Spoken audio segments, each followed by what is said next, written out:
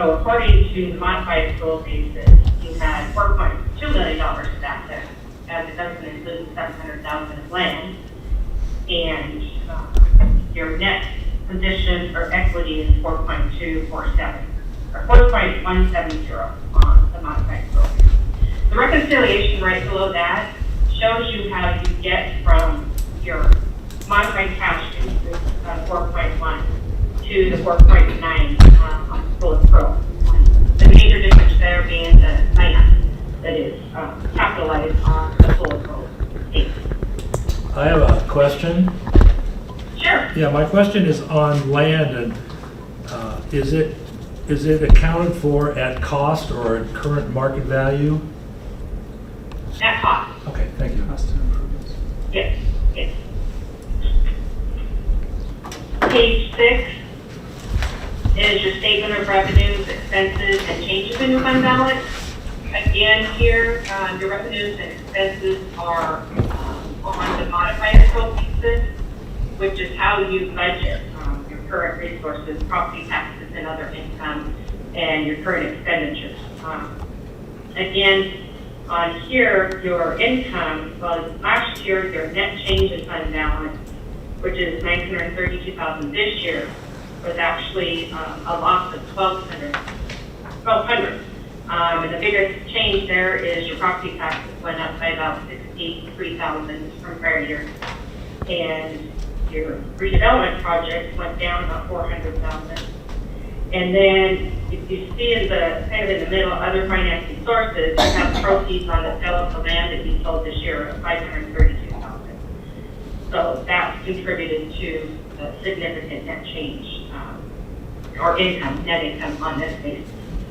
And down below again, you can see a reconciliation of your net income of $932,000 to your net income on the full accrual basis of $350,000.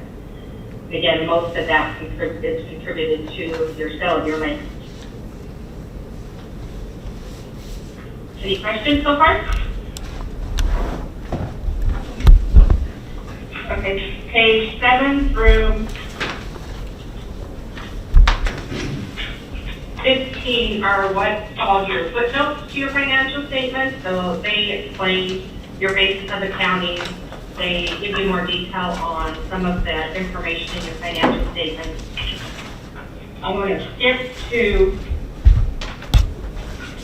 page 11, as those other pages are basically just giving you an explanation of your accounting policies, procedures, and such. In the middle of this page, you can see your cash and investments.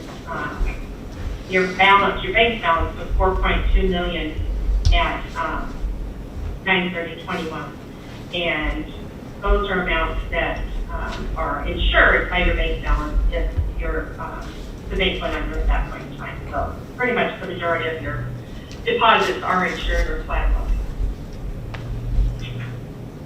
Page 12, the top of page 12 shows your capital assets, your land. The beginning balance was understated, as there was a piece of property that had not been included in your capital assets. It was purchased in 2018. It was the 58 East Orchard land. So we had to do an adjustment for you this year to restate that balance. So the beginning balance should have been 1.358. You disposed of land at cost of $617,000. So your ending balance right now at cost is $701,000. And that was on the front balance sheet.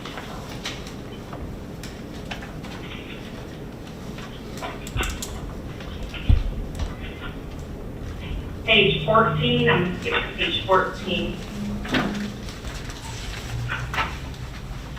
This is your budget actual statement.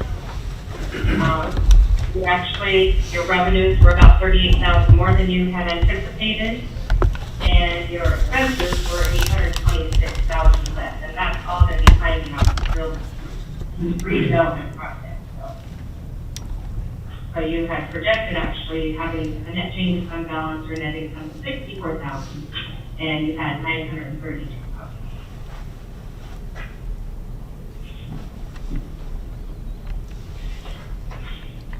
page 16 and 17. Another procedure that we have to do in a governmental audit is review your internal controls over financial reporting and your compliance with laws and regulations. And this is all laws and regulations, the laws and regulations as they pertain to your financial accounting in accordance with state statutes. Our report that we issued on your compliance with state statutes was a clean opinion. The report on internal control over financial reporting, since there had to be a $148,000 adjustment made for land that had not been capitalized previously, we did have to report a material weakness. And this is nothing to be alarmed with. It's not uncommon, and there's no effect or anything that will happen. Just need to make sure that when you do purchase land or any other property, that it is capitalized on your books. And that's something that we can help you with and assist you with. We do have to contract as a non-exempt service, what we call. If we haven't contracted with you for that, then we do have to report findings. So Tony, a question on that. So we added it to our balance sheet internally, but there must have been an extra step that we missed then?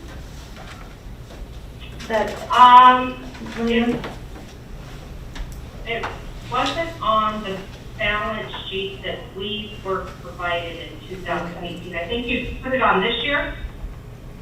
Is this Sandy? Yes, I'm on here. Was that this year that you put it on? I know we did a journal entry. Or were you thinking it was on in previous years? The cash was accounted, yes, the cash was accounted for when we purchased it, but we didn't catch it as a capital asset in last year's Correct. audit. In 2019. Correct. In Or 2020. 2020. 2020. In 2020, okay. What was the It item? actually it was in 2000. It was 18 that we purchased the property, And and it when got I was missed in working, that So we audit. identified it as an asset, but not as a depreciable asset, is what you're saying?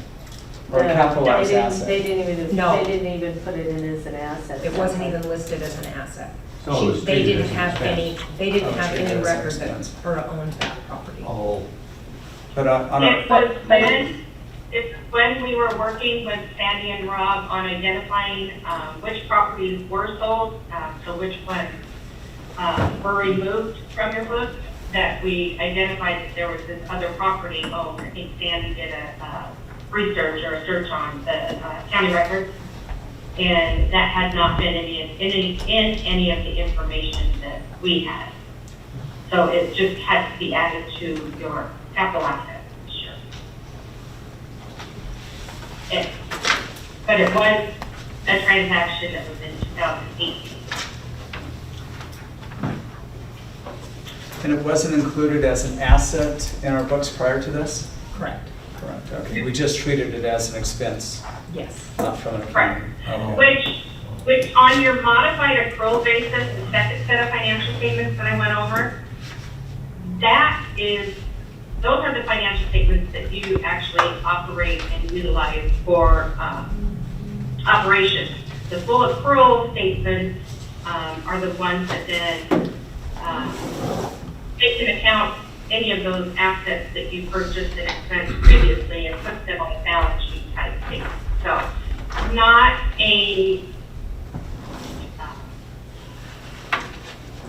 I would say not anything to be tremendously concerned about other than identifying those items in the future so that they can be put on your books and put in your capital asset record. God.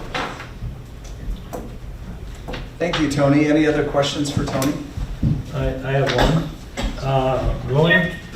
Going to page 12 on note 5, commitments and contingency paragraph, in there identifies that we have a note between the agency and Hayden Village LLC and Idaho Limited Liability Company and New Frontiers Investment LLC. And that was executed on December 14, 2016. I did a search at the Idaho Secretary of State's office, and Hayden Village LLC was dissolved as of July 23rd, 2018. So I don't know that this note reflects that, or it should. It was assigned It was to assigned. Aspen It was Development? assigned to Todd and, Todd and Zedistan, Aspen Yes. Development. Yeah. Right, so should this note reflect that, that we're no longer paying Hayden Village LLC?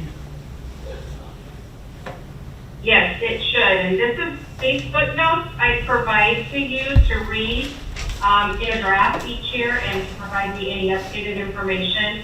I know that I was provided the last part of that footnote, I believe. Rob, can you help me with that? I think it's the last sentence. in that footnote. so there was an allonge, that's how you pronounce it, to the note where they constructed some additional 24-inch sewer pipe, and which increased the note to the $500,978. So going specifically to Matt's question is we need to get a copy of the assignment and get it to Tony so she can correct this note. So that it says that the obligation is now to whatever Yes. Todd and Zedistan's entity is. And the dollar amount changed, sounds like, right? The dollar amounts, I believe, The dollar amount is the same. they just assigned the note to the other entity. Which would be what, New Frontiers Investments LLC, or New Frontiers Property, I don't know, whichever. It was, No, Hayden No. Village LLC was Todd and Zedistan. They did the development across the street. And then New Frontiers, gosh, what was his name? He wanted out, he wanted to be cashed Alan? out. Roy. No, not Alan. Roy. It's Alan's Roy Glisson, right? No, Glick- Roy. Glickman. Glickman. So the two of them assigned it to Todd and Zedistan, that's what I remember by memory, and they cashed out Roy. So, and their So other they entity. bought his share, even though there was uncertainty about whether it would be recaptured. I think that's the case. So we just need to get a copy of that assignment to Tony. I'll get that to you, Tony. Okay. Tony, when, if we have any other comments, when do you want to close this out? We've issued you the financial statement, so, I think the intent was today. Today with that modification then? yes, so, if we're going to update that footnote, then I just need, Sandy or Rob to obtain any of the financial statements that have been provided to anybody, so that there is not an incorrect footnote out there. And then I will add the language that Rob provides me and provide all of you with a new final copy. So couldn't we accept this with this modification? Is that- I believe so. Would that be our motion then? Yes. So if there's no more questions, I would accept the motion to accept the Anderson Brothers CPA's financial audit for the year ending September 30th, 2021, with the modification to note number 5, adding the assignment to the new entity. I'll make that motion. Thank you, Matt. That's good. You did a good job. How about a second? Thank you, Colin. Any further discussion? Hearing none, I'll call for the vote. All in favor say aye. Aye. Any opposed? Okay, that motion passes. Thank you, Tony. We'll get that information over to you, and all of the copies of the financial statement are in our binders, which stay at the city, so there's none floating around out there. Okay, perfect. Thank you. Thank Thank you, Tony. Okay, bye. Thanks, Tony. Aye. Okay, so we'll jump back to continuing business. We have the tentative approval of our fiscal year 2022-2023 budget. This is an action item. Our public hearing will be in August at our regularly scheduled meeting. Is that correct, Rob? Yes, that's correct. Which will be August the 8th at 3 p.m. Any minor comments or, So Oh, I can jump in and Yeah, why don't I you might walk through answer the your change? question. okay, because I don't know. do have time, all right.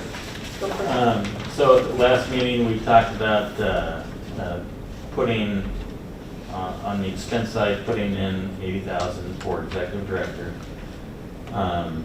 The $9,000 for city staff support is Sandy's time, and it corresponds with what the city has budgeted in their budget as well. We looked at, going back up onto the interest revenues, John had recommended 29,000 in there. We backed off on that and only included 15. Only because it's the LGIP and it kind of depends on their investments. So it doesn't necessarily follow the federal interest rate, but more of a, Investment portfolio. yes. So maybe more along the lines of a stock market. And so it's, so we did increase it from, I think we had probably like 8,000 or 9,000 in there. We did bump it up to 15, but we didn't bump it up all the way to 29. I And- think 15 is going to be a little hefty just based off of the last year's. I mean, the LGIP is paying 0.226%. It's the yield. Right. Not very high. Nah, Yeah, not very high. I just took the accrued interest for the previous period, which is $2,400. And took it times 12, that's where I came up with my recommendation. And then on the arts fund, we previously had 20,000 in there, but on. In our budget. In the budget. But in the, going back to the audit, for assigned arts on page 5, there's 42,716 that has already been assigned to the arts. That we're carrying as a fund balance to fund projects as they come up and we approve Yes. it. Okay. So there is arts money in there that just hasn't been spent yet. Where do you show the fund balance on your assets? It's in the audit, it's not shown in the revenues or expenses that we budget. The fund Okay, balance because it's isn't shown. a fund balance. And we don't, it's not like a business where we can show our assets. Well, but does that fund balance reflect anywhere on this tentative budget report? It's part of the 1.6 million that's. Oh, you coming. have it co-mingled, okay. You don't break it out, okay. It's not in a separate fund.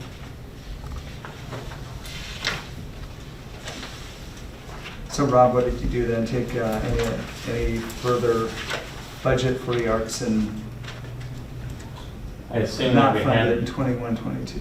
I assume that because it's assigned to the arts, that we can use it for the arts. And so if there is an arts project, I think part of our previous discussions were trying to use money that was already assigned to arts for arts projects.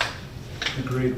So the change you made to the proposed budget we're reviewing today takes away any additional budget amount for the arts for our next fiscal year. So last month, there was a $20,000 figure there. And now we're, And Zero. this month it is 0.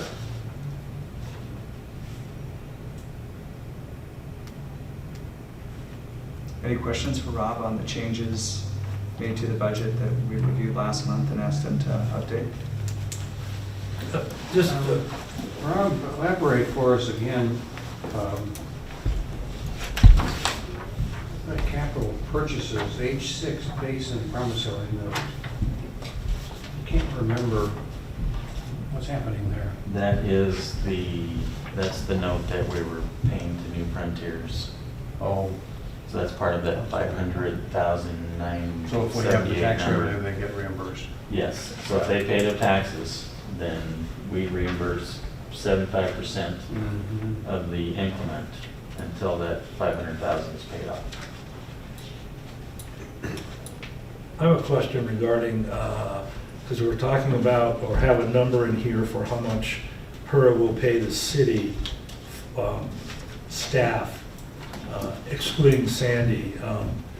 And where my concern is, and Steve brought this up a few years ago, that we don't want to be the project manager of any of the construction projects. We want the city to be that. So do we have to have a budget item for anticipating paying the city to be the administrator of the project? Or would that be just part of the budget of the whole project, and we don't have to include it? My opinion is that it would be a project expense. Part of the Okay, project okay. expense. I just thought I'd bring that up. I think that's the cleanest way to do it. Well, yeah, I agree, I just didn't know how we were thinking. Alan gives us a budget that says city expense X and design expense X, testing and inspection, and then contract, you know, and it all comes down to a bottom number. I agree, Yeah. yeah. It's a perishable item that goes with when the project's over, the budget's over. That was part of the project budget. I think that's the simplest way to do it.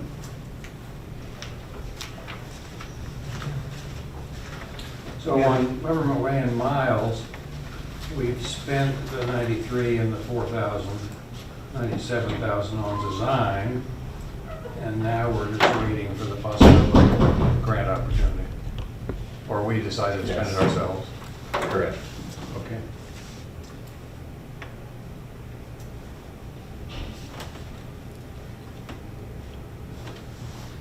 And the next one, government way traffic study, 44,000, was the report that we've been bouncing back and forth with the Yes. consultant lady. When does that go to the city? Did it go to the city last month after our meeting, or is it going this month? It'll probably go this month. It's not gonna go tomorrow, but it's more correcting some, it's like correcting typos, essentially. We did all the heavy lifting with our questions. and Yes, then- you did. Absolutely. Okay. Any other questions for Rob on the proposed fiscal year 2022-2023 budget?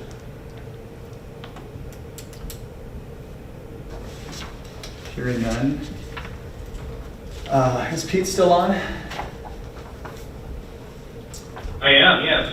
Pete, so help me out here, because this is our budget, this motion's got to be pretty specific how it's phrased. So this is, Yeah, it's a motion to tentatively approve the fiscal year 2023 budget and publish notice Because we for actually the do, budget hearing. we actually do the actual approval at that meeting, at that public meeting. Yeah, right, tonight, or today, you just have to approve the tentative version. Okay, thank you. Do we have a motion to approve for tentative approval of the fiscal year 22-23 budget and to set the budget hearing for August 8th at 3 p.m.? So moved. Thanks, Mike. Is there a second? Second. Thanks, Rhonda. Any further discussion? Hearing none, I would ask, I will call for the vote. All in favor indicate by saying aye. Aye. Any opposed? Perfect. John, Yes, sir. for everybody, I was just doing some arithmetic in my head. Our tax revenue is 920,000, and then some other transactions associated with interest, small, and some land stuff. And our administrative costs are about 120,000 in this coming budget year, 80 plus a city. So it's in the vicinity of 13 or 14% of revenue, which I never really thought about in that context, and I think that's okay. So I'm not highlighting a problem, but just a number that we ought to think about and probably be as efficient as we can, because the big addition is going to an outside director. I think you're, Before that's that, it. we were 6%. And I think that's a really good observation, Steve. As I presented to the city council last month, just gave them an update on what we're doing and everything, and one of the points I made was, it is now going to be fiscal year 22-23, and we closed this district in 6 years. And because of, I always tongue-in-cheek call it the Walmart money, because, that's one of our big ones. Walmart, Odom, some of the other big construction projects in the district, that's where our tax increment's coming from. If we don't be efficient and strategic in utilizing this by 2029, whatever's left doesn't go to a very, very small piece goes to the city of Hayden. The majority of it goes to Kootenai County and the fire district. They're the two largest taxing districts in the city of Hayden.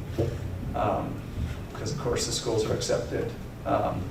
So I think investing right now to put a plan in place with so that we can be as efficient and strategic as we can invest in these dollars in the city of Hayden is really important right now. Rob and Pete, the yield we get from the state investment fund is so puny, it's certainly tempting to try to figure out how to do better. Are we obliged? Well, there must be some rules about where municipalities or people like us can invest. But either one of you remember what the rules are? Well, when I came Yeah, on board. you're free to shop around. I have URA clients that, they have money in the LGIP and they have money in, private CDs with local banks. So, you're free to shop around for the best rate. So You don't have to use the pool. 5 years ago, we were shopping around because we did use local credit unions and banks. And the LGIP at some point was like 4.5%, and our CDs were 0.1. It was very low. So at that time, we made a decision to roll everything over into the LGIP and keep like a minimum balance in our checking and savings. So we do have a local checking and savings account just to do our month-to-month business. Well, my question is to highlight that we need to be thoughtful and agile, and if the rates change, the notes here today say that the LGIP is obliged to invest in only A-rated corporate bonds if they're buying corporate bonds, or probably U.S. government securities. But we ought to be thoughtful. We have a pretty substantial cash balance, and earning, whether it's $9,000 or $20,000, is maybe it should be better. Maybe we should have higher expectations. So that's a risk versus yield topic, which is tricky. I went through an exercise because we're doing the same budgeting process for the city. And we had money in the LGIP, I forget the number, but it's our largest number. And then we have a number through an investment company out of Twin Falls that is insured. And that money is, if I remember correctly, in their bonds, if I got that correct. And it's a lesser amount. But I did a little study on the LGIP number, and we were talking about it was like 0.002 or whatever that number is. It's actually tripled. The LGIP rate has tripled in not that long, in the last several months. So we put a much higher number in our city's budget for the return on investment on the LGIP fund. So it's gone up. So I don't know how that is related to the Fed discount rate or to inflation, but it tripled. And so we put a much larger number in for a return. It wouldn't be on the banker side of things to diversify a tad. And right now, financial institutions are hammering for deposits, so there could be some negotiation again to not take the standard rack rate, but maybe get some better pricing. And your sense is that loan demand exceeds supply and that institutions are looking to, Well, what's Borrow happened more is from all the citizens? free government money that came in has now been used by the consumer, and so therefore deposits have dropped within institutions. at North Idaho College, we use an outfit in Boston called the Common Fund, which is, I don't know if they would deal with people like us, but it achieves the risk protection by diversity using lots of different funds managers, and they even are smart enough to hedge currencies when they are investing in foreign companies. And so a level of sophistication that's certainly beyond us at our renewal agency, and maybe us in the state of Idaho, but they've achieved really remarkable results over time, and the situation between a foundation and us is different in terms of risk because we're part of a government entity, but we just might think about alternatives. And at this moment, I don't have any recommendation. I'm not advocating we change. I haven't thought about it, but I thought everybody ought to be aware of it. I went through this exercise with another entity that I'm involved in just this past week, and to just kind of park cash somewhere for 6 to 9 months at a time. We ended up using a local investment company, and I just went to the brokered CD market because they're insured to capture about a 2% yield, which is a lot better than the 0.6% that the LGIP is giving. At the same time, you in the CD market, you agree to sort of lock up your money for X number of months or years, and so you have to balance the upcoming liquidity needs versus the search for yield. I wouldn't recommend probably doing anything more sophisticated than that for this entity in terms of taking on incremental equity market risk or credit risk. We can forecast our needs. Things don't move quickly. No, not at all. I mean, it's very easy to do with CDs, but so yeah, it's tripling your yield, but we're still at only about 2%, maybe 2.5%. There's bank repo deals, not repossessions, but repurchase agreements. There's a whole bunch of stuff beyond my experience, but let's everybody give it some thought, and I'll try to ask around. Maybe you could ask around a little bit. You've already done that and decided that bank CDs were the right balance of risk. We talked to a local bank, and they actually we had a relationship, and they didn't have demand for deposits, so their CD rates were very low. And then in the brokered market, you obviously can go nationwide with your search and found some better yields, still FDIC insured and everything else.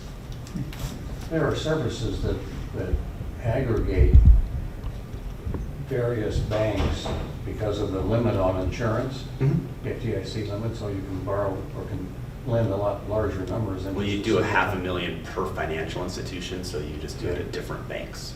Yeah.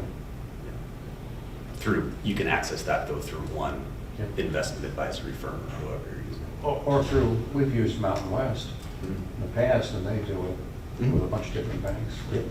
I don't know if there's a fee involved or not, but it's a commission product usually for those guys, so it's not you wouldn't see it directly.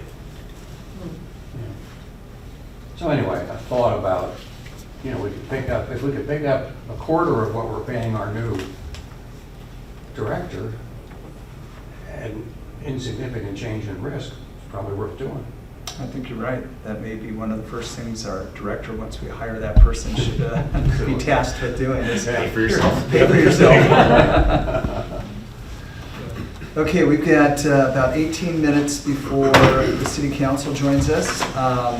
So Rob, you want to run through your executive director's report, please? So I do have a draft of the owner participation agreement. I got it into Pete late last week. That That's was for for the the Miles. Marketplace at Miles LLC at southeast corner of Dakota and Government Way. Miles and Government Way. I will mess that one up for the rest of my life. As long as you get the light in the right location, we're doing okay. I think so. So that will come next month. And I had emailed out the executive director job announcement. It is posted on the website. Did I not do that, John? I was just looking, maybe I know you and I talked about it last week, but I was really busy last week. Well, John, as looking, I want to compliment your craftsmanship in describing the new director will have to deal with a lot of ambiguity in instructions. You can see that. Clarity is hard. I don't see it, Rob. I see the one that you and I approved. Okay, maybe it's in my unsent. I had every intention. You've been busy as well. It's a pretty good description, I think. But did you get a copy of it? You sent it to So us then in you the have- packet. It was in our packet. Okay. That's So- why you posted it. Yes, Okay. so yes, and it's on the HURA website, on the front page, so I did do it. And that's going on the city website also?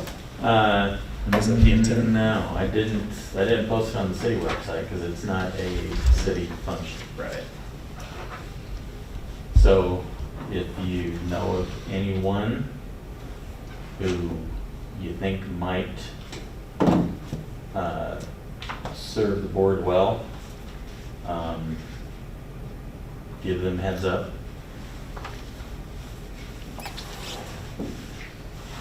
And I think the only other thing is Matt and Rhonda's term is up In August. in September September 27th. 27th. So Rhonda sent hers in. We have there's one other one that I received last week, and they were interested in more than just HURA. Like, I think they had filled out like 3 or 4 check marks on other commissions. So you can get me yours. I appreciate it. I'd like to act on that at our August meeting so that we can make recommendations to the mayor so that we can get that in place before your positions are up.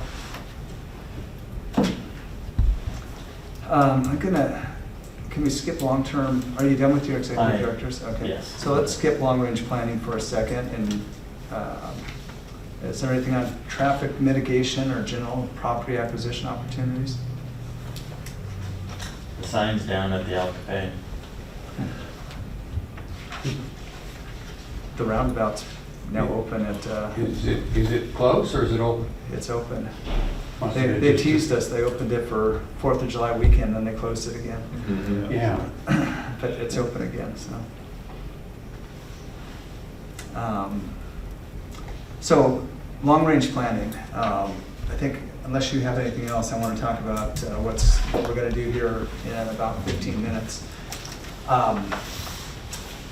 I wanted to do 2 things, kind of opening up with the city council, and those 2 things, we just talked about the process. I've asked that Rob have the memo that Pete put together and sent to us about what the steps are to expand the district so that the city council understands the steps that we have to go through in order to infill or expand or make changes to our district and what the limitations are.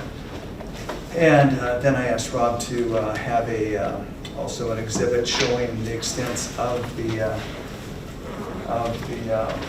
district itself, so that everybody could look and become familiar with it. And really, my biggest question to from me, and then I'd like each one of you guys to weigh in. My biggest question to the city is what can we as the Urban Renewal Agency do within our district to help the city with the challenges that they have, knowing that we have a limited time frame. We've got basically 6 years, 6, 7 years, and this district will have to be closed down. So that's why I wanted to open the meeting and present this information. And then let's just go around the table and open it up for comments or thoughts. Do you have this that can go up on the board later or no? I do, and it's not a great copy, John. Does the GSI, the GIS doesn't identify it? The GIS is not up and running yet. Oh, really? Okay. Didn't we have something at one point that had layers where you could? We did. But we don't have that one anymore. It's getting converted, and I think ArcGIS went through some wholesale updates, which involved us, I think, probably getting new servers for it, and so they're still working on it. So I figured this came out of the plan, and this is probably the next best that we had.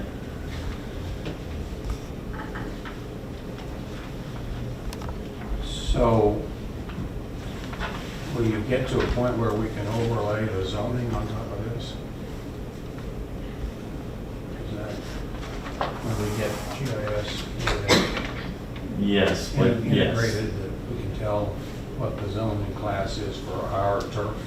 Correct. Excuse me. So this is just existing zoning as of today.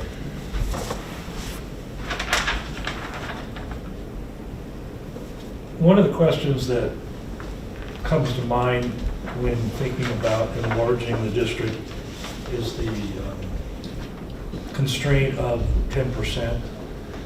I guess that my question would be, is there a way to look at what 10% would represent on this map, which would include the current revenue allocation area and what that additional, I think I heard something about 2% we could increase it by? If I've got that by memory, then. So I think it's We're about 8%. It's 10%. Yeah, you can increase the area by 10%. And increase the assessed value of the district up to 10% as well, correct? Are those the two limitations, Pete? The total assessed value of the expanded district or the existing district can exceed 10% of the total assessed value in the city. And that's a significant number. What's our current value of our district? So the last time I checked, we were at 8%. Right, that's what But what was the dollar number, if you recall? I don't have that, and we just went through, the county just went through reassessments, and so that the dollar amount that we had last September is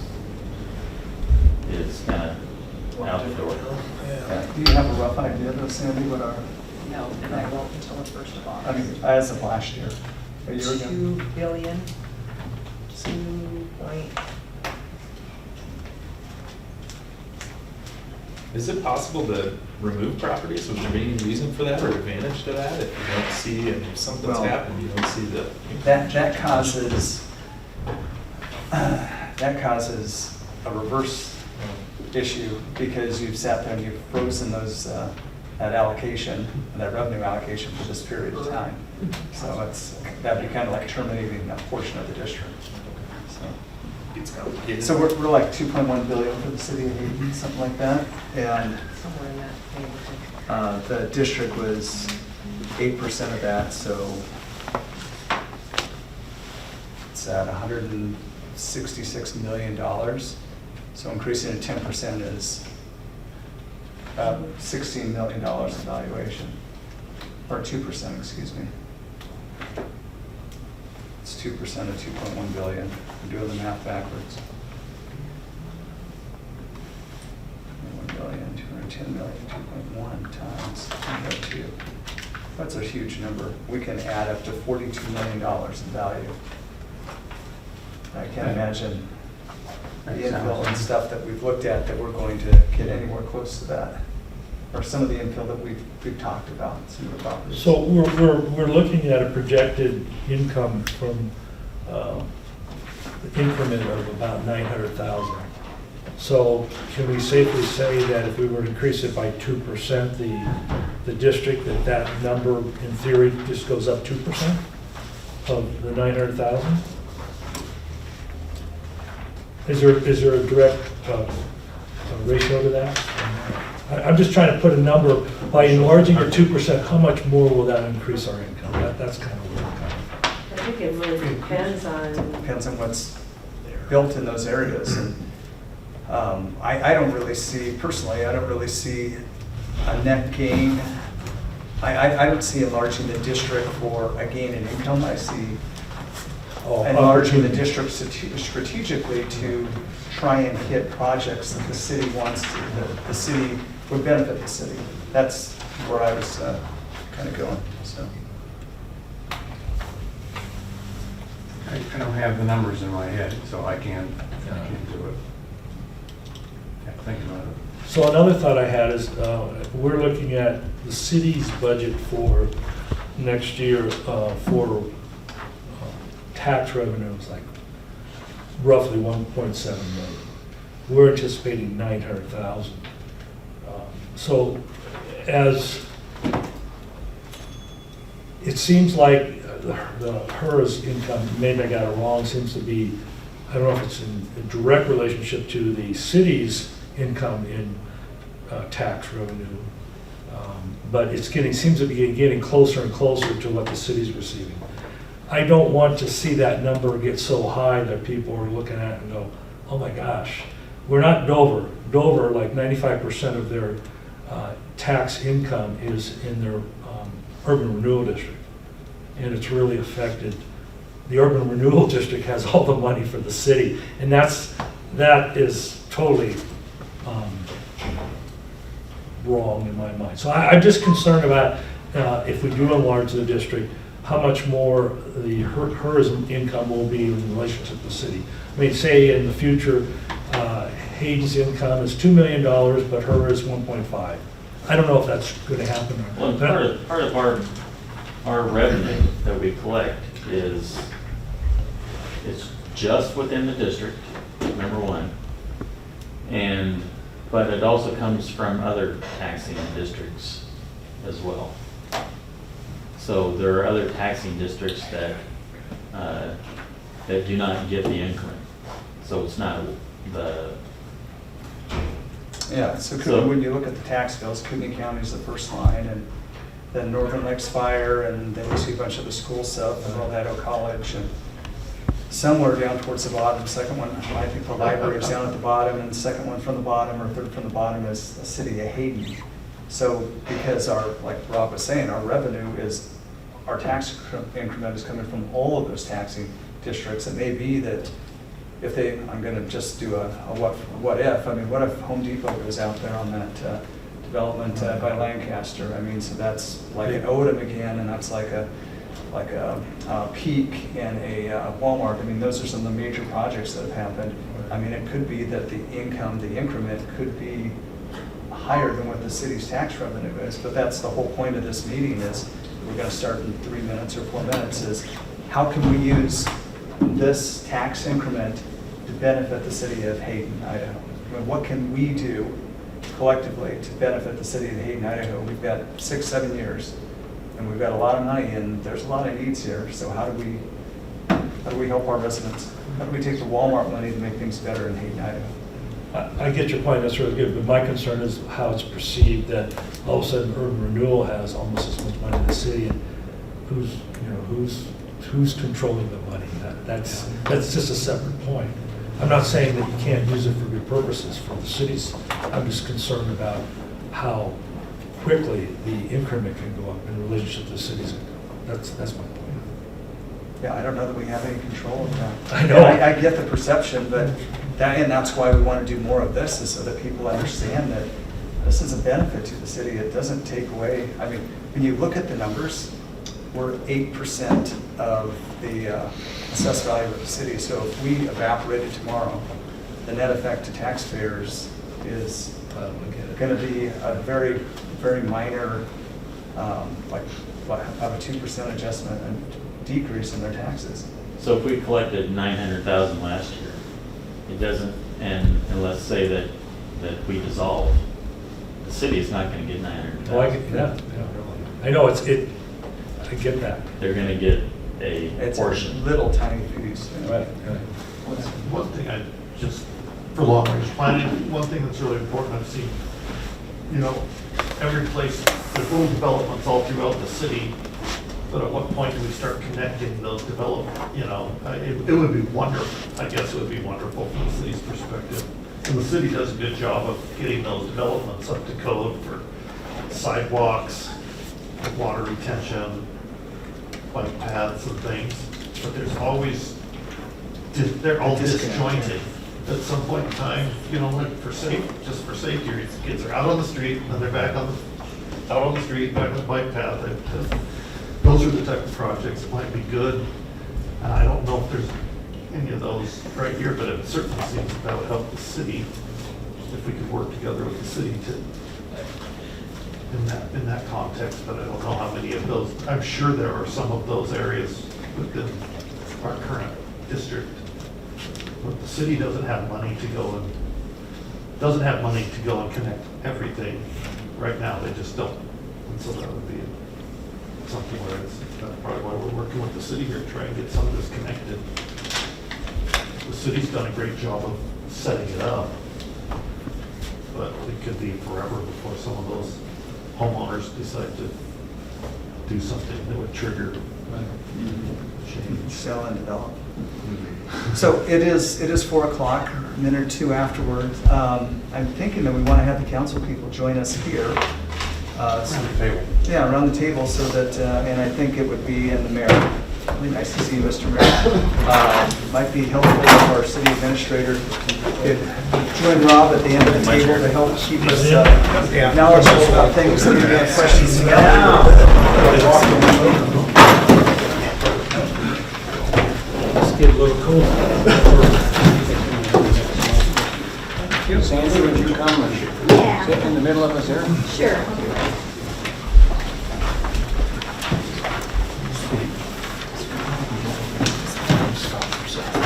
How are you? Wow, that's a long time ago. Oh, And that was a BLM. John, you We have the outfit, well-known outfit. That's an amazing story. It's nice to see you. Thank you for stepping up to be a volunteer. Oh, yeah, we forms of both HURA and the city council. Well, as you heard John talk, maybe we My can memo, hey Pete, would you clarify for me, this is a portion of our meeting, even though it's or is it not? Yeah, you don't need to adjourn it, it's part of the. I can move down to it if you want. We'll adjourn at the end of this. You want to sit here? Sandy, you can sit over here. I don't have to. John, do you want to financial statement information? Who was? Something goes wrong, why will Yeah. we? Give that to Rob. Oh, sure. Okay. Got one of those for me. Too much space. Everybody have enough room? Yeah. Hey, Scott. Okay, well, welcome. Thank you, City Council and Mr. Mayor, for joining us, and Brett, thank you for joining us today. I think most of you were here when our team just talked about what we are trying to accomplish is the Urban Renewal Agency has been the beneficiary of this tax increment for a number of years, and as development continues to happen in the Urban Renewal District, that number continues to increase. And our board is unanimous in wanting to work with, we are here for the City of Hayden, unanimous in wanting to work with the City of Hayden to do whatever we can do to further projects in the district that the city has decided is a priority to try and get done. We have a limited time frame for this existing urban rural district. It sunsets in 2029. And we can reset areas of it, or we can reset the whole district at that point. However, at that time, the assessed value resets, so we wouldn't continue to get the increment that we get now. We would get the increment on new construction going forward. So that's one of the options that we have when this district does sunset. We can, and I've got, our council is available to clarify for us further, and we do have a copy of a memo from our council. We can increase the district in size up to 10%, or we can start a new district, provided the cumulative district's assessed value, assessed value, revenue allocation, I guess is what they call it technically, is less than 10% of what the city's tax base is. Or we can infill or modify or expand this district so it doesn't exceed those two criteria, 10% of the value or 10% of the area. And with that, I'm just going to open it up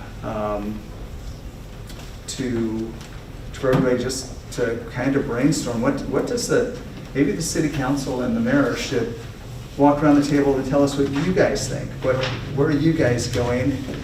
And Brett, so that we have an idea of what we can do to help you, help the citizens in the City of Hayden. Okay. I would like to see some emphasis put on the senior center. The Hayden Senior Center is sitting out at on Lancaster Road right now as a temporary use, and the agency bought, I guess it's been several years ago now, some property just up by the Owl Cafe here. I would like to see, I'd like to see us consider an opportunity to try to provide some property that we could build a proper senior center for Hayden. Would that be just the Urban Renewal Agency providing property, or are you looking at construction of the senior center? The challenge there is that in, I don't remember which year this was, but like 3 years ago, Section 50-2905A was modified so that any projects, multi-purpose sports complex or remodel of a building or complex, basically any city improvements that are done by an urban renewal agency have to go out for a public vote. Understand. My concept on this would be that if HURA could gift, or at low cost, some of that land up here back to the city, and I certainly, I understand that HURA can't contribute to any building construction costs or anything else like that goes on. But if it would be possible, and honestly, well, you all know how long I've been on the job, but I would hope that we might be able to find an opportunity to at least provide some land to the city, so that the city can work with the senior center and perhaps get something built. The Idaho Department of Commerce gets about $7 million a year from the federal government to distribute to a variety of projects, one of which is senior centers. Also, sewer plants and water tanks and things like that. And the grant limits are, as I recall, $500,000. And the applicant has to be a city, that is, it can't be in urban relations like this. And I served on that group for a number of years reviewing those. As I recall, there were a bunch of them that had urban renewal agency components to the project budget. And they were asking for $175,000 or sometimes the max if it was 500. And I can't remember if it was 250 or 500, but there are other sources, that's my point. And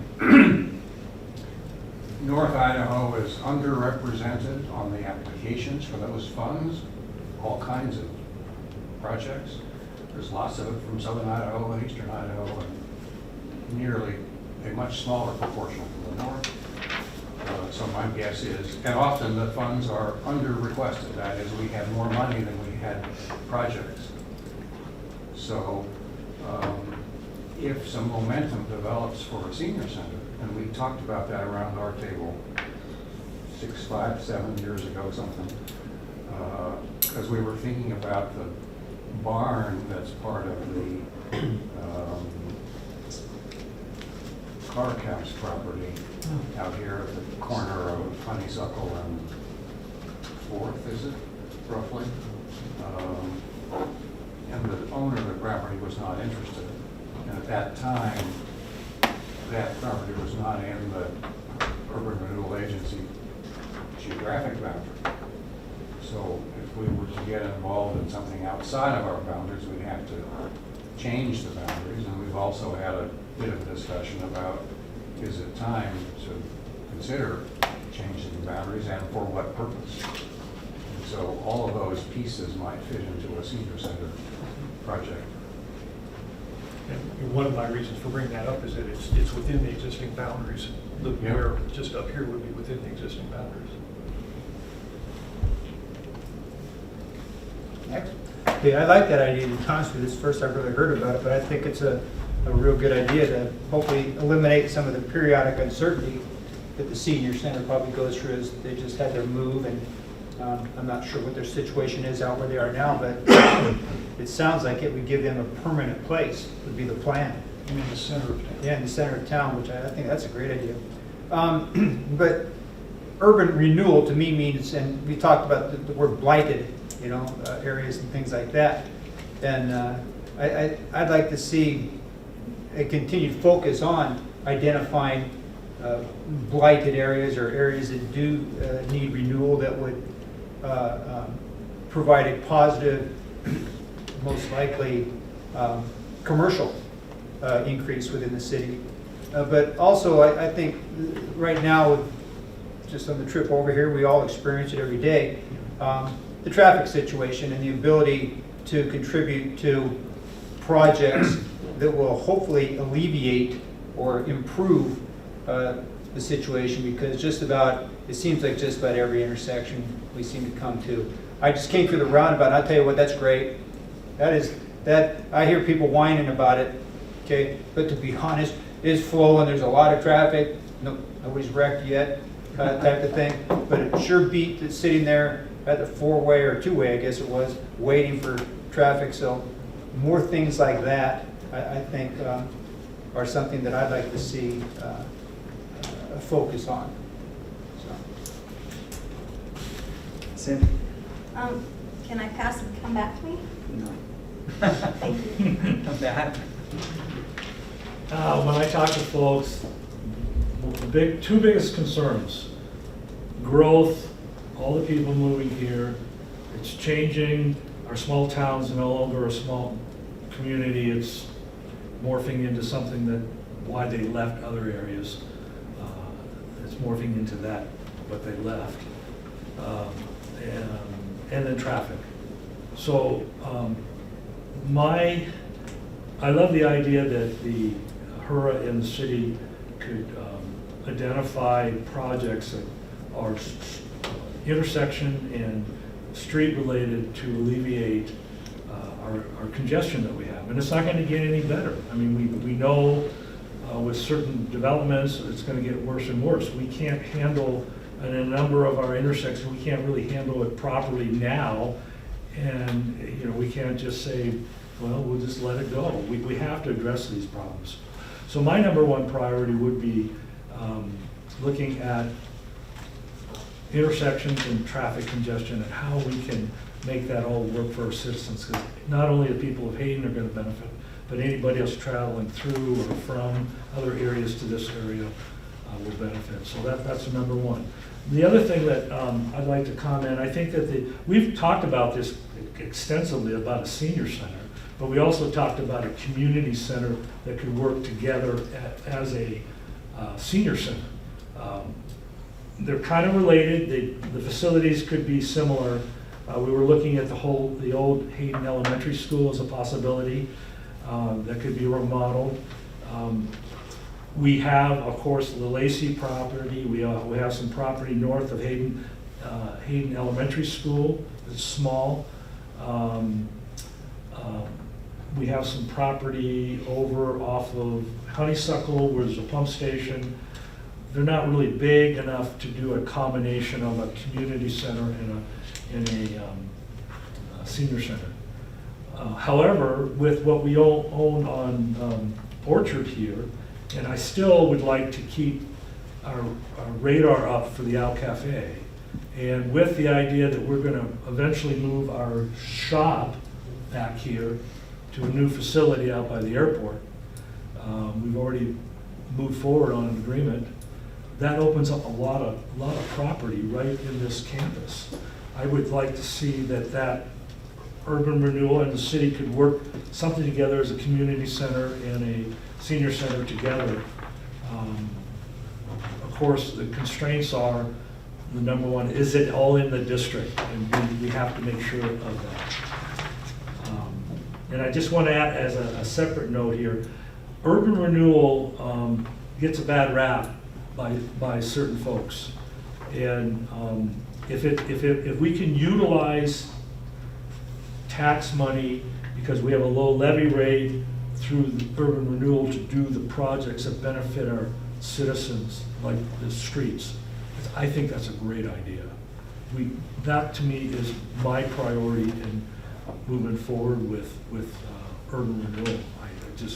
It gives us an opportunity with the city and urban renewal working together. Otherwise, we don't have the money to do what we need to do. So it's a really great pair.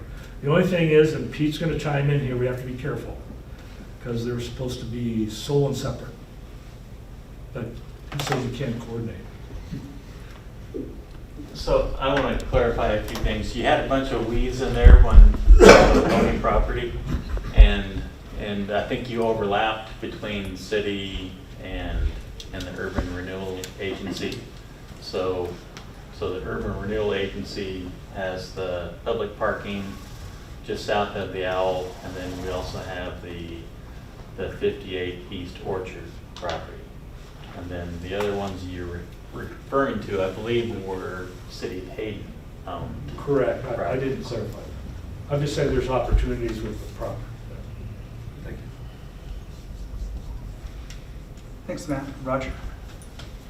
I'm going to be property specific, that it would mean that urban renewal would have to expand by just a few properties.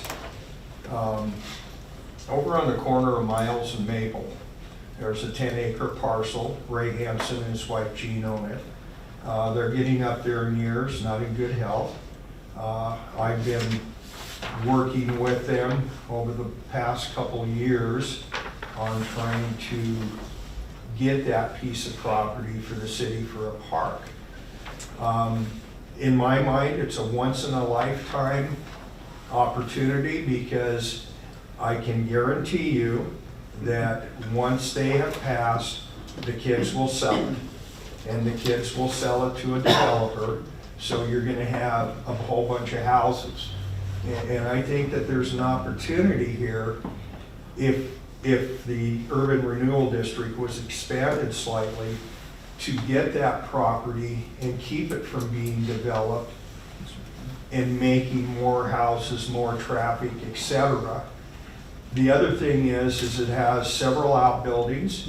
It has a house that was built shortly after, I think it was 1909, could be 1919. It's the wraparound porch for those people that aren't familiar with it. Has the wonderful turn spindle posts and the. Yes, yeah. And that's Ray, that's the only house he's lived in his life, except for the 2 years he spent in the Army. So, you know, Ray and Jean would love to have the city get it. A couple of stipulations would be they would like to live there until they pass and possibly have a park named after them. And again, I think it's a once-in-a-lifetime opportunity. It doesn't, and bear with me because I'm not going to put this properly, it doesn't really take tax money away from the city if it's turned into a park. And you provide a possibility for a museum, storage for museum pieces, which we have wagons and other things hanging out there that people are storing. Could turn it into a museum. Again, and I'll keep saying it, I think it's a once-in-a-lifetime opportunity because once it's gone, it's gone. Can we do parks? Pardon me? I don't know, I'm just trying We to can buy clarify. property. Yeah, we can buy property. Yeah, that I don't. But I don't know about the park. That's what I was checking. Oh. Yeah, we'd have to expand the district to. Take all the way into here. So I don't know if the district can procure it, and then the city has to develop it. I'm not sure of all the rules, but I'm bringing it up because we had it appraised, what, Brett, 2 years ago? Probably closer to 3. Okay, and the city couldn't afford it then, so we can't afford it now either. So, again, you know, I don't want to keep repeating myself, but I think it's a great opportunity, and it will, the family will give us, the city, the opportunity to purchase it first. But, you know, unless they let me include lottery tickets in the budget, I don't see it happening, and they keep saying no on the lottery tickets. So, What was the appraisal 2 years ago I think it was like 1.2 million. for 10 acres? Yeah. There's a lot more right now. And the family wants fair market value for a sale. oh yeah, yeah. Well, initially, Ray called me. I've known Ray many years. I used to be his neighbor.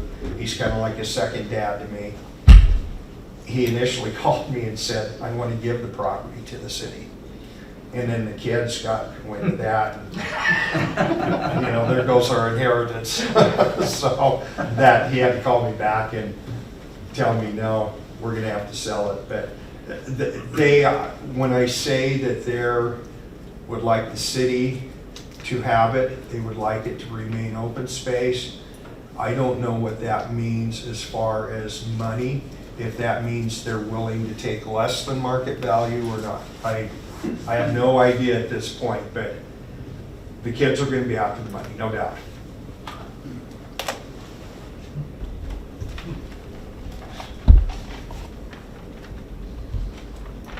And the property, the 10 acres that's sold behind the school district, went for $375 a square foot. So that would put this about $1,670,000. So, I mean, I think that would be fair market value because even though probably house costs are going up, there's a certain level on how much lots can go. So, Sandy. Okay. All right, so this puts me in an awkward position because I'm so new and I have so many questions about all these different things like understanding increment and just sitting through the last meeting, you know, I know you guys have like $5 million in investments and things like that. And yet, and all these things are really, really good, wanting the senior center, wanting to help with the traffic lights and all those things. But my leaning is more towards smaller government and lower taxes. And so whatever you can do to lower our taxes and to give more control to the people on private property rights, that's what I would request. Okay? So we as an entity don't have any control over taxes. That's all the taxing districts that have a taxing right within our district. Their budgets are what control the amount of taxes. We have zero control over that at all. We are the fortunate beneficiaries of the urban renewal law that says that when you freeze the value in that district, as it increases over a period of time, that tax increment comes into the urban renewal agency to be spent on projects, public projects within the district. So where on the taxes is urban renewal listed? Like, how do we know how much of our taxes are done? It's not Urban listed. renewal? It's not listed? No. Okay.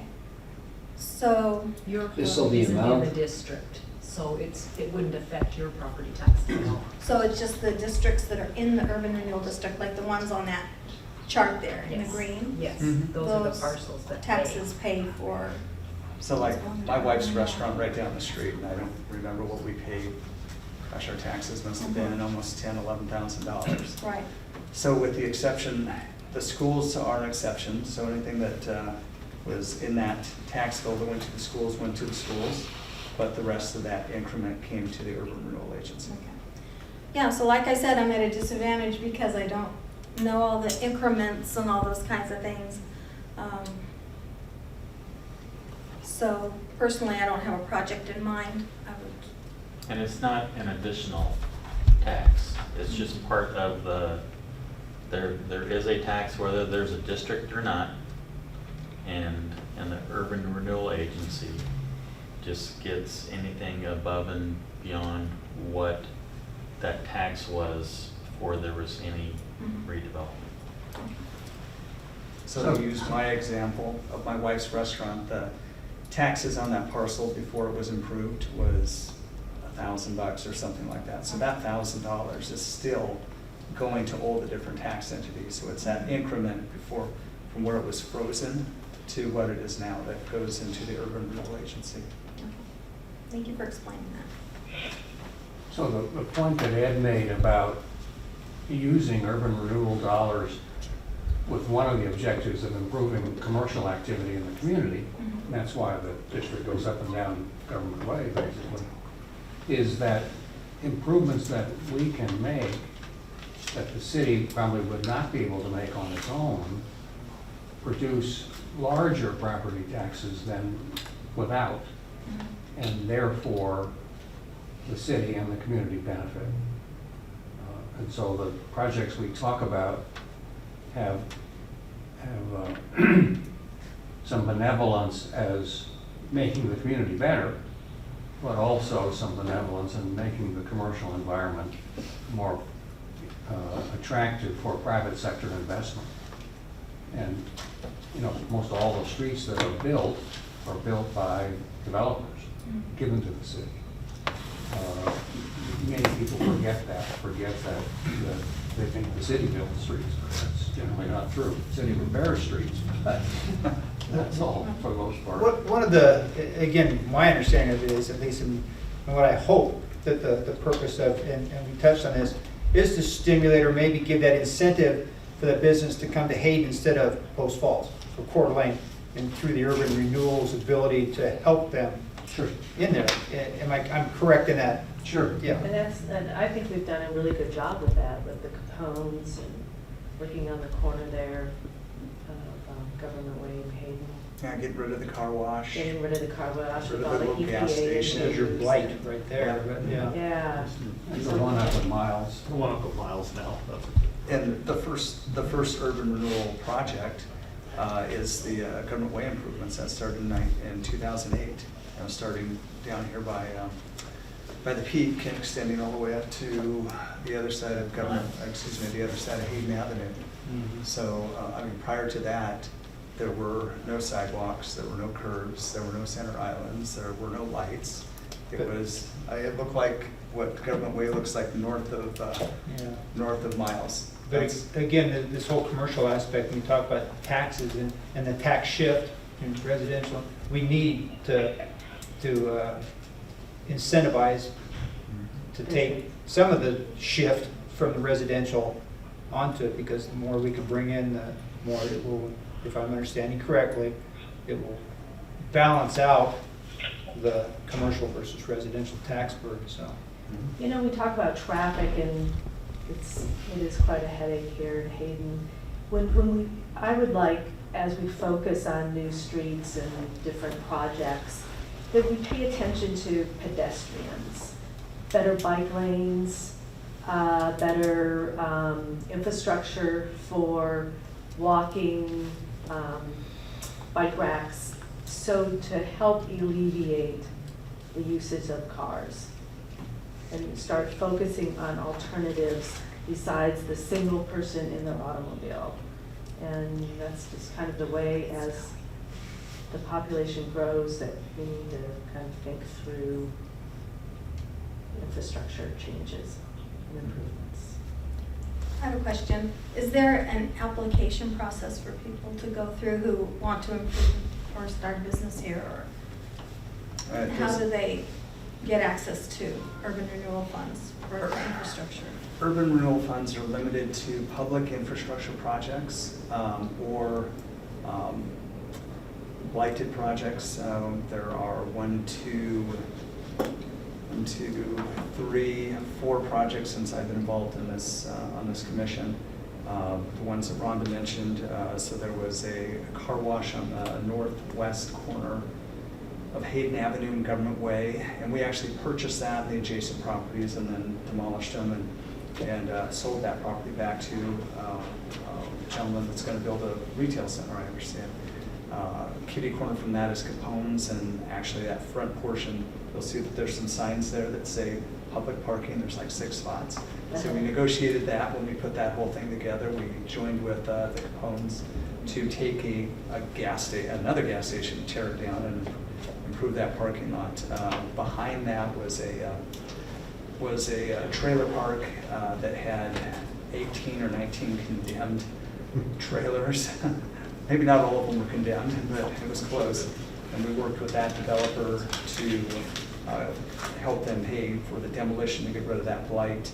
And now the project up on the corner of Miles. Sandy, you've been attending our meetings very regularly, and you've been listening to the gentleman regarding the Miles and Government Way project. It used to be an old Italian restaurant that he purchased and redoing, and he made a proposal to us about.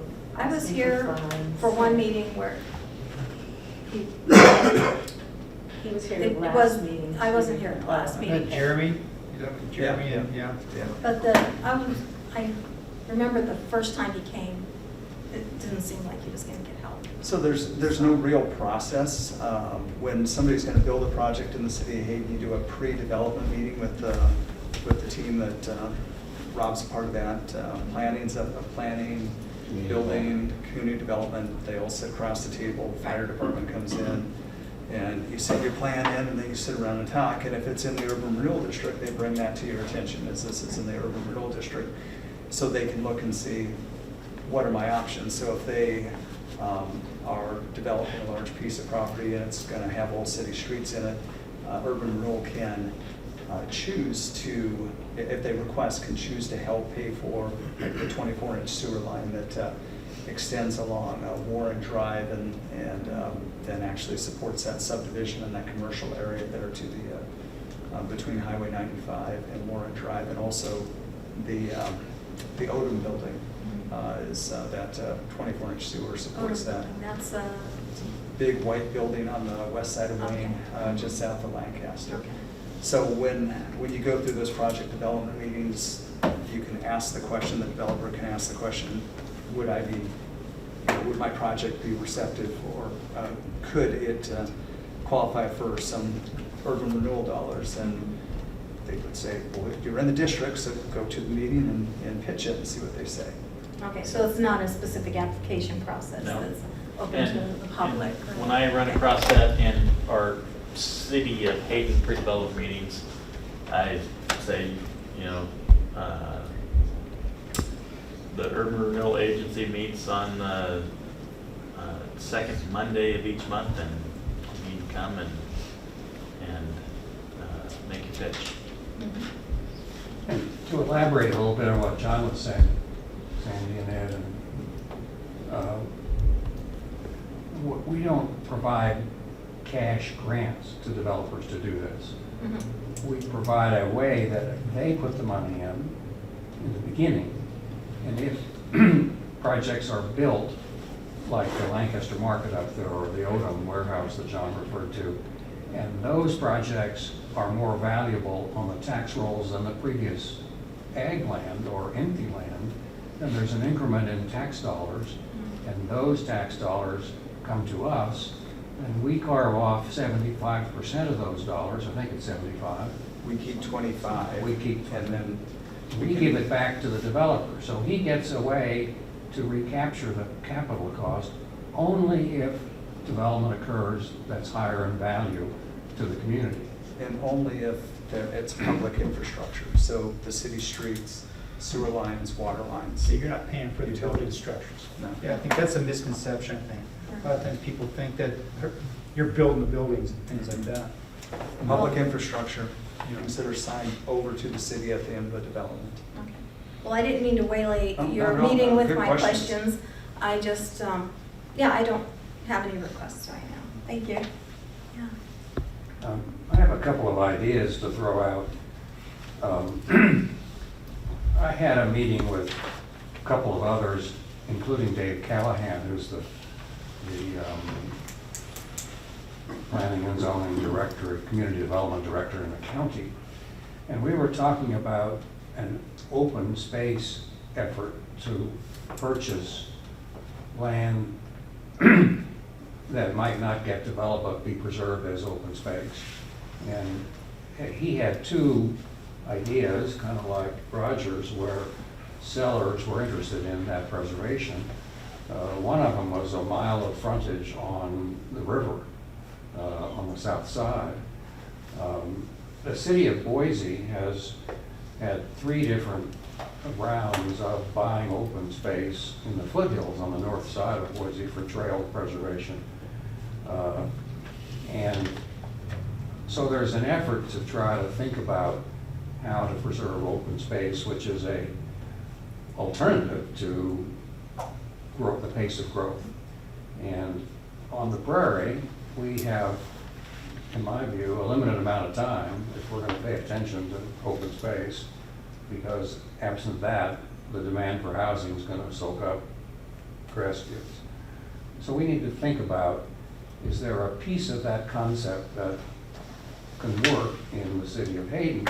Roger's idea about the Hanson property in a park fits into that broad general notion. So there's one thought. In regards to that, I mean, I believe it's still on our ACI, and I don't think it's in the district up there. I think it's north of Lancaster, where they have all that. There's a lot of ag land that's, I don't know if the city owns, who owns that land north of Lancaster up there. But, and you just brought it up, is it possible, you say, HURA can purchase property? Could they purchase property and dedicate it to open space? And if so, I mean, and one of the things that I've been involved with Kiki's group and the like, and this discussion about specifically prairie preservation for quite a while now. And you know, my vision is to create a large, what I call a regional recreation area, somewhere centralized in the prairie. And I'm talking large area. People poo-poo it, but move the fairgrounds out there, have ball fields and trails, and you know, picture a large regional recreation that everybody could use, which I'm sure would be in the multiples of millions of dollars just for the land as it is. But even a smaller piece north of Hayden in our ACI, I think, you know, that light bulb just clicked as an idea that I might have, you know, if possible, to preserve it and make it a very large park, and heck, you might even be able to put your depending on the size of it, of course, your community center or your senior center or whatever. But I'm. And is there a piece, Ed, you're thinking about that's? Well, can I see where's that map there? I got one right here. By the way, thank you for calling it my senior center now. Yeah, up in here, and I don't know, you know, here's, what is this, Lancaster here? That's Lancaster. Yeah, but I'm thinking about this land up in here, and who knows what's gonna happen with the HURA bypass as we go through there. But does Harbs own some of that? Yes. Yeah, I can't see where you're pointing at, but they Yeah, own a this- large swath. Yeah, a little further there's north, several. The place where they dump the sewer? Yep, Okay. they spread it, yeah, they're. Treated bait from Baco and. Yeah, it's treated, it's not just raw. Yeah, but yeah, I mean, for those of you, I mean, it's, yeah, this area up in here north of Lancaster and the like, it looks like the district is south of Lancaster and across there. But, you know, that's something, again, that the entire community could use. And I think we're, from what I see, woefully, I don't know if that's the right word, short of recreational areas, as well as, again, one of my things is not paving everything over.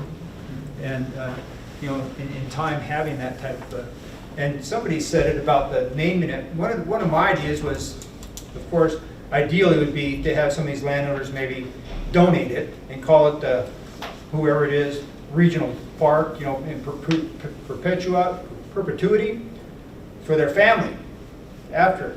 But I think there's a lot of different ways, and now that you touched on that, it fired that synopsis, I guess, and that would be something that I would hope that could be looked into. You know, it's interesting that you bring that up, though, Ed. I forget how long ago it was. I was the chair of the North Idaho Fair and Rodeo Association. One of the ideas we brought forth at that time, and this is probably 20 years ago, so the prairie wasn't developed, and I agree with you, Stephen, that I think that's just amount of time and it's gone. But we had suggested, a couple of us on the board had suggested going to the Meyer family, the Thayer family, the people that own the property out there, and buying about 200 acres.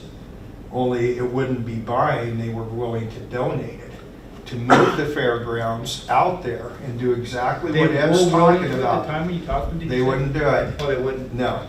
And do exactly what you're talking about. It's a fairgrounds, sports complex. And we had even gone so far in that one day, it's my belief, being on the sewer board, that we're not going to be able to dump our wastewater in the rivers.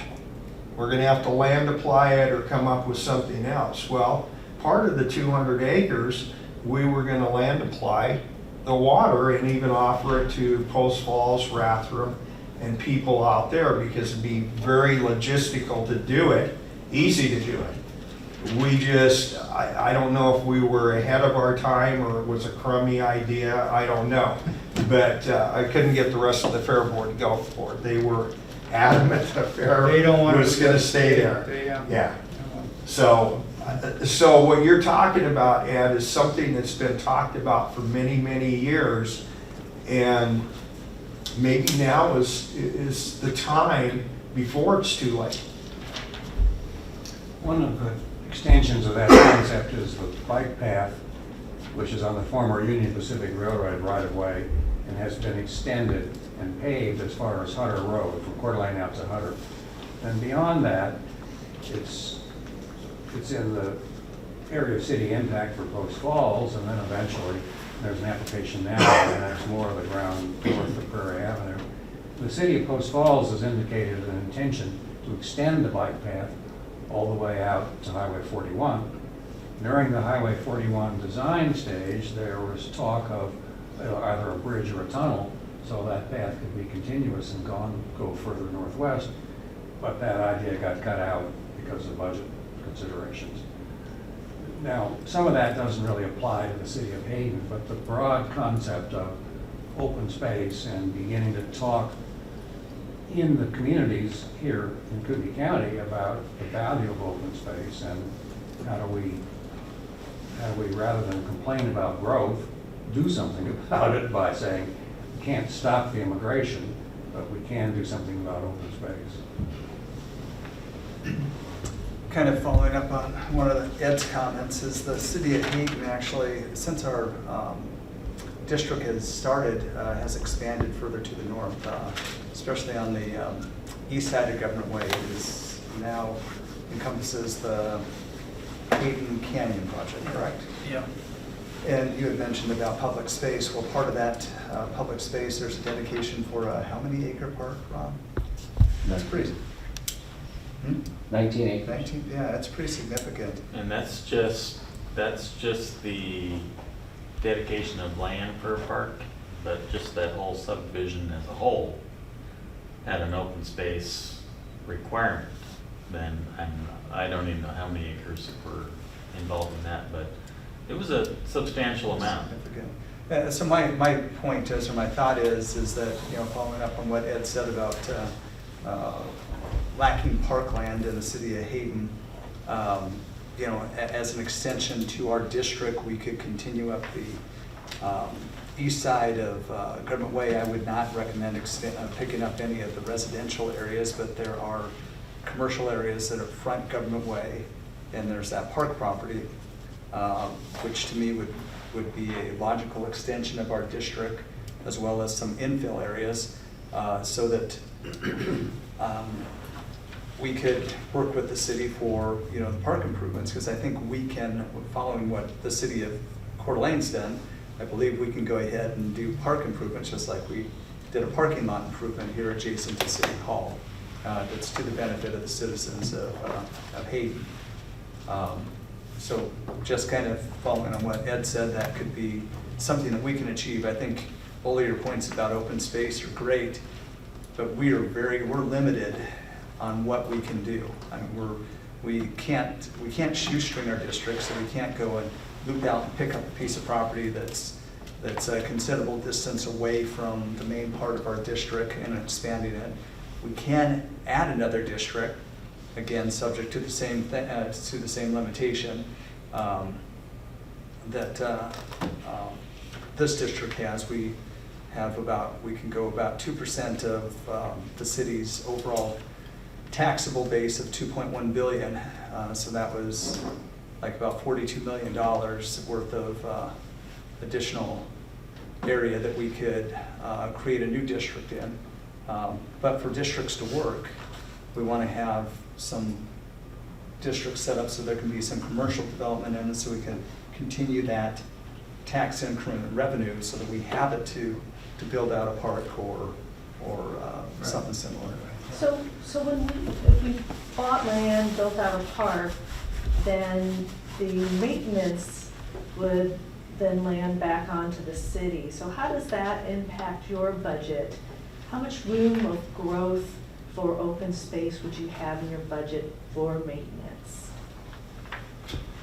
We probably have to do some analysis of that. We just added, in this budget it's proposed, we're adding an additional full-time person to the parks area, just based on what growth we've seen, and we've been able to do that with the additional sales tax and a little bit of the property tax and others. And so we look at the acreage that they have to maintain, and so we look at what's on it, how much to mow, that kind of thing, and then we come up with some hours that are required, and then we have to look at. So we have to look at that. But we could come up with. So there has to probably be a balance of, how many, we need this much open space, but how much can we afford? Yeah, that in addition to, again, the idea just kind of came to thought specifically related to this property north of Lancaster, which is currently county type thing. And I just came away from the regional housing and growth, whatever, and David did speak about he had to be very careful. He said, I don't know if what you related to is what he was relating to, contracts and blah, blah, blah. But for something that large, I would think a cooperative effort possibly between the county and the city to, there are many ways to make things happen, and then share the costs possibly of maintenance or whatever. Right now, this is way out there type of thing, and if it ever became a truly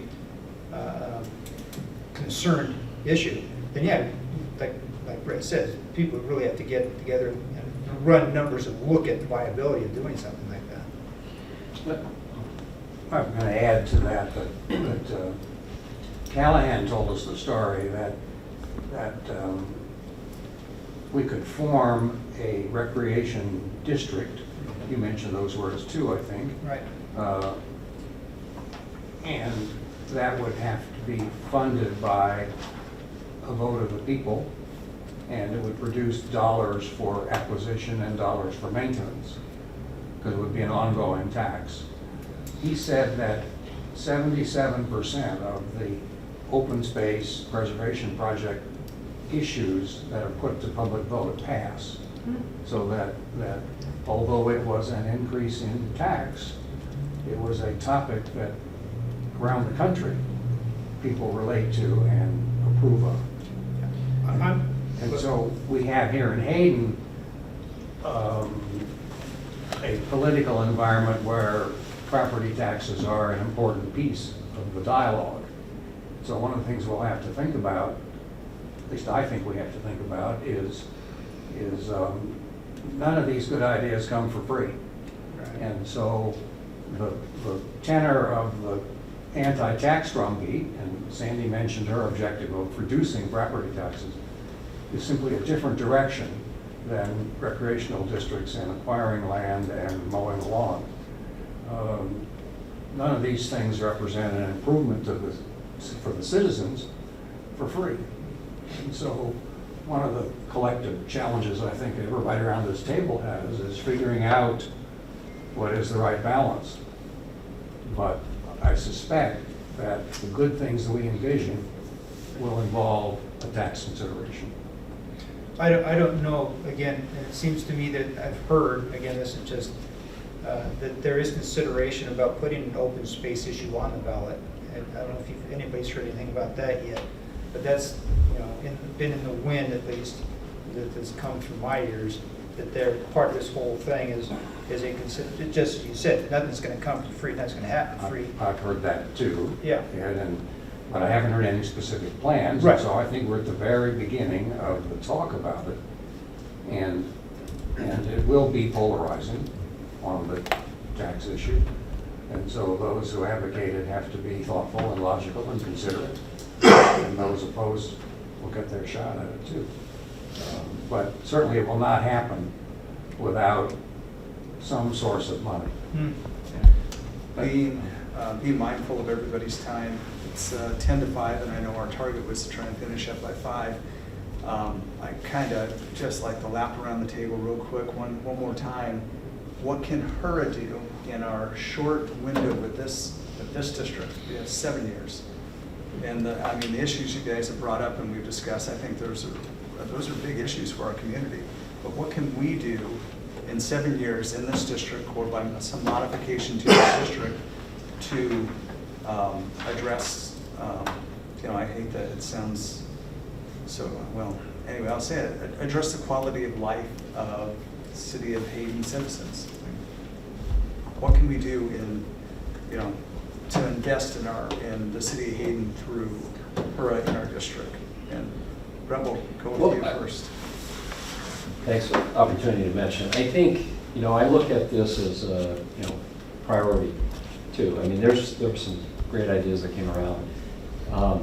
When I'm looking at what's impacting people right now, and I think some of you mentioned this, I look at infrastructure, particularly roads for me. And so, tasked at trying to solve the problems that the city has on a limited budget. And so when I look at, or in your mind, you think about the 6 intersections, I think I said 5 before, the 6 intersections or roads that you have concerns with. We just hit one, the Honeysuckle and 4th Street. We've got Ramsey and Honeysuckle. We've got Hayden and Ramsey. We've got Government Way and Honeysuckle, Atlas. So I look at those, and then I start to put the money that we have together, and I look at how we're going to pay for that. And so in my mind, as I've looked at it, and I would hope that HURA would prioritize and get done, perhaps in partnership with the city, Government Way and Honeysuckle, and redoing that intersection, and Miles and Government Way. Now, I realize, when I was down in Boise a couple weeks ago, I talked with Brian Armbruster and asked him about the situation that we have here, in that it's not all in the district. And looked at, could that be expanded without changing the base? And he looked at the time and he said, yeah, that could be done. And so there are some things that we could add to the district.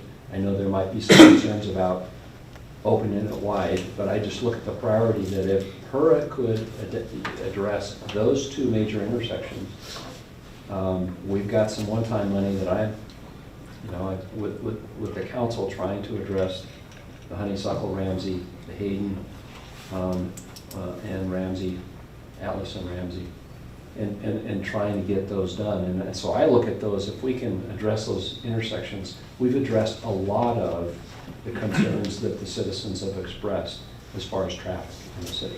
There are other needs. I mean, we got Hayden Avenue, that needs to be widened. It's a huge project. But those Talking intersections. West Hayden Avenue.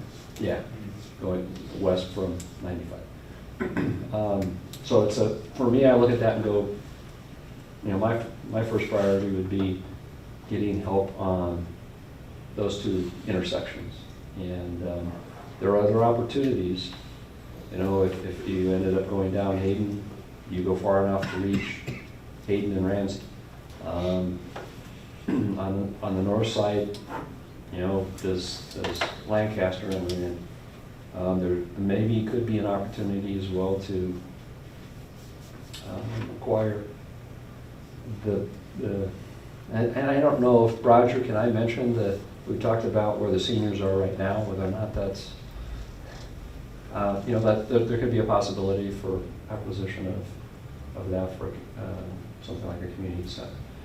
Again, that's more low level. So anyways, I prioritize what do we need to do first to make things work, and that ties in with economic development and attracting businesses. We've got to address the traffic issues, and we're limited with our tax base on what we can do. We've got impact fees, a combination of impact fees, our one-time money, some ARPA money, and HURA money.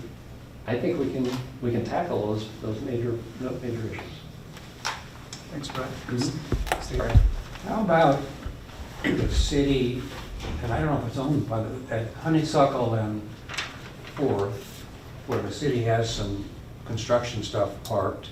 It was a gravel operation, I think, that was owned by the highway district years ago. Mm-hmm. Is that now city property? Yeah, there's 5 acres, just there by the lift station. Yeah. Across the street from the lift station. Across the street, and where John Margima has a warehouse upstairs. Yes. How about a senior center there? Because we need, or community center, we need a place that's big enough for groups to gather. It embarrasses me that the Hayden Chamber has to go to the Croc Center to have a meeting, because we don't have any facilities in our town. And if we're going to have a facility that seats 150 people and has enough parking for 150 people, then how about in the summertime, we use the daytime parking lot to serve as supplementary parking for the Honeysuckle Beach crowd, and then the nighttime use of the parking is meeting facilities for groups who want to use it in that fashion. So we double up on a site that is pretty centrally located for those purposes, and the city already owns it. And I heard that one time the city shops might move there, but why don't you just describe the city shops might move out near the airport? So. The council has approved, and tomorrow night there's an agreement for a sublease. Basically, the city is purchasing Lakes Highway District's buildings over off of Ramsey, and we're going to move our public works facility up there in approximately 3 years. And the highway district's going to go somewhere else? Yeah. So they received some property from the state. They're by the Highway 53 intersection, so they'll have property, and they're going to build a new facility that's more central to their work. And so anyways, we didn't buy the underlying property, just so you know, and so that's why we're talking about sublease. It's with the county. And so that also, what that does is it opens up opportunities, because we plan on long-term moving all the shop stuff out of here and opening that up and and hopefully making that a community gathering area. So that's within the district as well, so that's also an opportunity. Ron? I don't have anything additional. I think, going along with what Steve brought up, one of the challenges, I'm kind of the unofficial liaison of the senior board, and for this meeting, I met with one of the board members. One of their challenges, maybe even more predominant, is not building or finding a place, but to maintain it. And the city currently is giving them, what, 30,000 a year or whatever it is, to help them maintain it. So one of the thoughts is, maybe going along with what Steve said, is you build a facility that's multi-use and turn it over to them so that they can actually make money to maintain it all without pulling in the city funds to do it. One of my fears has always been with the senior center is that one day somebody's going to come along and say, hey, what about me? We're giving the senior center money. What about the Boy Scouts or whatever, And it may sound far-fetched, and the seniors are kind of one of those things you don't take on, but it is a possibility. So I think if we're talking about doing something for the seniors, I think it'd be wise, in my opinion, to also keep in mind something they can do. They had brought up having a coffee shop, a drive-through, a latte stand and things like that. Meeting places, and this goes way back to, again, when I was on the fair board, meeting places back then were even difficult to come by, and I think they still are. Now, the seniors, they are going to talk to the Shriners about doing something with that building, but nobody has real high hopes for that. And I think that they would be better suited if they could have a facility built that matches exactly what they need. So anyway, that's my take. Thanks, Roger. Oh, and I think, I'm sorry, to go a little bit further, I think infrastructure, as Brett mentioned, is something HURA could help the city with, because we always seem to find a way to maintain something. Like if we build a park or something, even though it's difficult, we seem to find a way. But getting the park built seems to be the biggest challenge. And I think the other thing is, to help remedy some of those challenges, is to do everything we can to bring more business to the city, along with what you were talking about, John, is bringing more businesses, because that tax base is much more sustainable than residential will ever be. Let's face it, residential is just going to be, that just sucks all the life out of things at times as far as budgets and stuff go. So I think commercial is very important. Anything we can do to attract that. So I'll shut up now. Thanks, Roger. Randy? Just infrastructure and tying things together. I've had projects before where where we're building, we have to put in the sidewalks and gutters, widen the roads, do that. But I've had cities ask us, while you're there, can you go this way and this way, if we use urban renewal district funds to repay you? And it's a tremendous savings to the city, especially if it's in an area where it's not likely that someone else is going to develop to connect those systems. But that's something that we've added to our plans, but budgeted, done it, and then the city reimbursed us, connecting those weird hourglasses and stuff, you go wide and narrow, and that's Miles but I Avenue, think west of 95. still these intersections, if we can figure out a way to get there, they're important. I mean, that's something everybody feels. But I think that's probably a great way to go. Thanks, Randy. Mike? Yeah, I agree on the infrastructure side, and I can't remember who mentioned it earlier, it might have been Ed, about some of these blighted areas where, you know, we don't have a very, necessarily the most contiguous uniformity of convenience, or whatever you would like to term it, going up and down the 95 corridor as an example, or a government corridor as an example, just to make sure we're being selective and looking at, you know, if we need to expand this district, you know, to pick off some of those areas, as well as, you know, we've had some other good ideas about going, you know, sideways as well.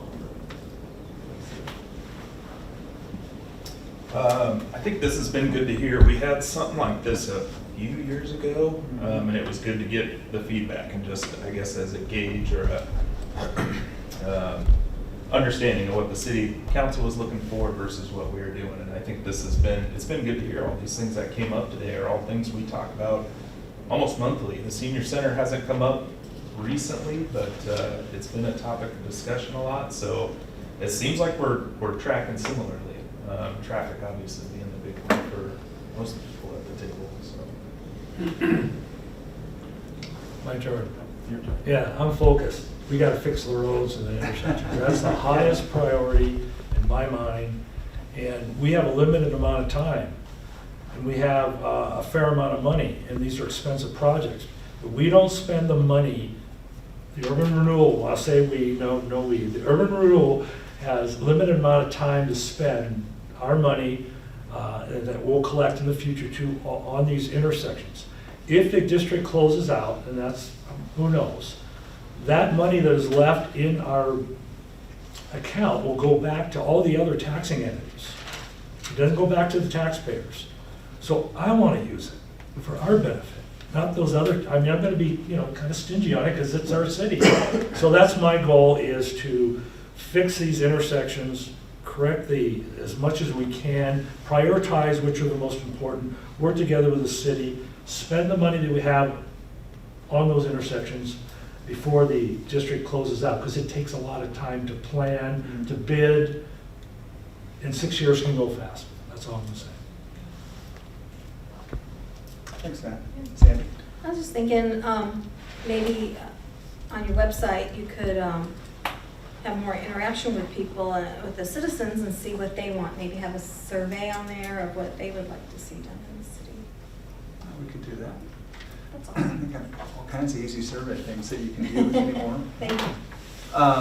I'm just gonna echo what everybody said about infrastructure, and especially what Matt just said about how quickly time goes by. Our Hayden Avenue project, from conception to finish, is 4 years? 5. Or 5 years? Before I started with the city. Wow, gosh, that was a long time ago, Rob. So yeah, we can run out of time very, very quickly. So I'll just echo that. Ed? Kind of on to what you just said, again, the light bulb kind of goes on for a question. If a project is in the works, like let's say you say, okay, we're going to do this roundabout up here at wherever, and it's begun 3 years from now, and yet it's taking X amount of time to get there, and the district's time to close, are the funds that are in the district at that time allowed to be used towards finishing that? So it doesn't just, it's that date, you bad, you lose. Okay, that's a good thing. We would have a commitment with the city of Hayden, an agreement with the city of Hayden, so okay. That's a liability that the district would have. So that money would be pulled out, and the remainder, whatever, would then be distributed. Okay. Again, it's been expressed here. I think this is very good. It's educational for me, my first time being here, but I also appreciate the monthly updates that we're going to get, and I think it will be able to share between the council and HURA and keep everybody kind of more up to date of what's happening. But again, as everybody said, priority number one, I think, is the traffic. And I think the focus really does need to be put on that. As everybody's been saying, time is going to fly, as it always does. And along with it, hopefully that traffic situation can also be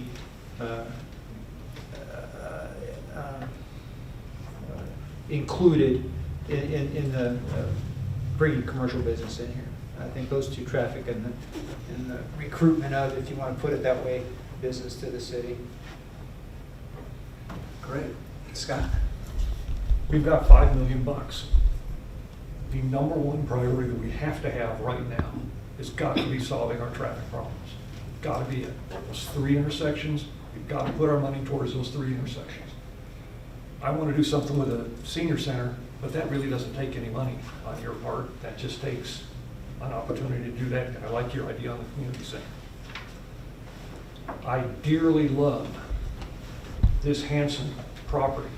If you guys have ever been by there, that is something we can't lose focus on. That is a great piece of ground for a park. Let's try to keep that in mind. But we've got to solve our traffic problems first. Thank you. Just got the wheels spinning, so.